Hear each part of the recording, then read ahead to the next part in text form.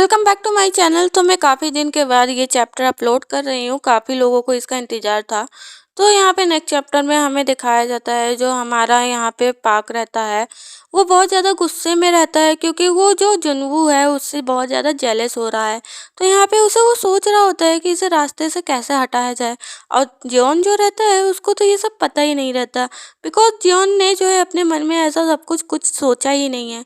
तो यहाँ पे हमारा जो पाक रहता है वो पहले तो अपने आप को ये सोचता है कि अगर मैं इस तरीके से बिहेव करता रहूँगा तो शायद फिर से जियोन मुझसे दूर भाग जाए और शायद फिर अब दोबारा मैं उसे कभी पा ना सकूँ। तो वो बोलता है कि बस अपने मन में कि बस हमें जुनवू को हटाना है, मुझे जुनवू को हटाना है, मुझे जियोन से कोई लेना देना नहीं है। मतलब जियोन से इस मामले में कोई भी लेना देना नहीं है, मुझे उसे टॉर्चर नहीं करना चाहिए।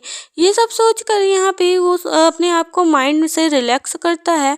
फिर उसके बाद यहाँ पे जाता है जियोन के पास। यहाँ पे मतलब जो उसे इतना चोट पहुँचाया रहता है वो यहाँ पे उसकी जो है मेडिसिन मेडिकेट करता है और मेडिकेट करने के बाद उसके लिए एक अच्छा हेल्थी सूप बनाता है।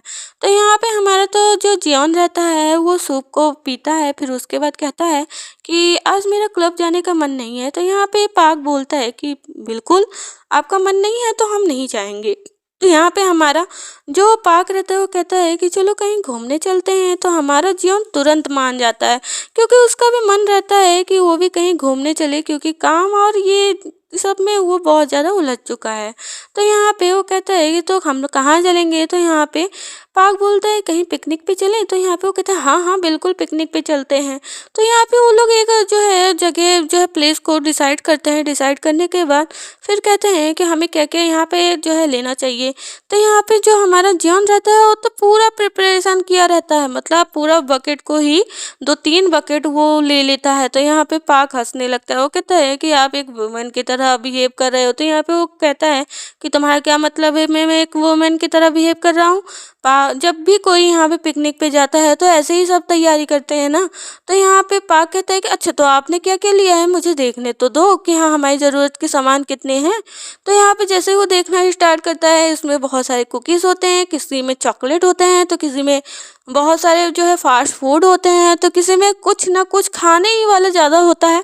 जिससे हमारा पाक जो है लोट लोट कर हंसने लगता है। वो कहता है कि ह्यूंग सच में क्या हमें वहाँ पे कुछ खाने को नहीं मिलेगा, आपको ऐसा लगता है? हाँ आपको जहाँ पे जो मैंने प्लेस सजेस्ट किया है ना वहाँ पे बहुत अच्छे अच्छे खाने को सामान मिलते हैं, यहाँ तो बारबेक्यू भी है। तो यहाँ पे हमारा जीवन कहता है चाहे जो भी हो मुझे पिकनिक पे जाना है तो मैं क्यों इन सब चीज़ों को वो करूँ, मुझे जो मन किया मैंने ले लिया। मैंने सोचा कि हम पिकनिक पे जा रहे हैं तो हमें इन सब चीज़ों की ज़रूरत पड़ेगी और क्या पता हम किसी वजह से फंस जाएं तो हमारे पास फूड तो रहना चाहिए। तो यहाँ पे हमारा फिर से पाक हंसने लगता है, कहता है कि वाकई आप एक वुमेन ही हो, वुमेन की तरह ही बिहेव करते हो। तो यहाँ पे हमारा जो जीवन रहता है और चिढ़ जाता है। वो कहता है कि तुम बार बार मुझे वुमेन कहना बंद करो, क्या तुम कहना चाहते हो कि मैं तुम्हारी वाइफ हूँ।